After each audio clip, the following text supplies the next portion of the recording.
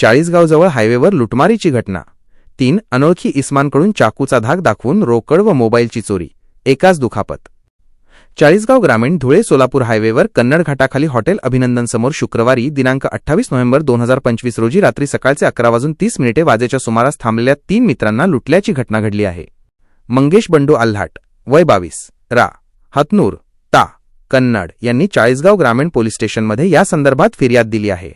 मंगेश आल्हाट आणि त्याचे मित्र निवृत्ती शिवाजी भडंग व विशाल संजय केवट हे तिघे मोटरसायकलने चाळीसगावकडे जात असताना लघवीसाठी थांबले होते।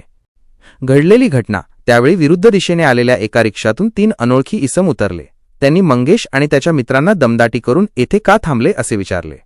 यातील एका आरोपीने काळ्या जॅकेटमधील चाकूचा धाक दाखवून मंगेश आल्हाट यांच्याकडील 6400 रुपये रोख रक्कम जबरदस्तीने काढून घेतली। एकूण किंमत पैसे देण्यास नकार दिल्यावर आरोपीने मंगेश यांच्या डाव्या हाताच्या दंडावर चाकूने वार करून गंभीर दुखापत केली। गुन्हा तसेच दुसऱ्या आरोपीने मित्र निवृत्ती भडंग यांना लाथाबुक्क्यांनी मारहाण करून त्यांचा 10,000 रुपये किमतीचा नारंगी रंगाचा मोबाईल सिम क्रम 9730944105 हिसकावून घेतला।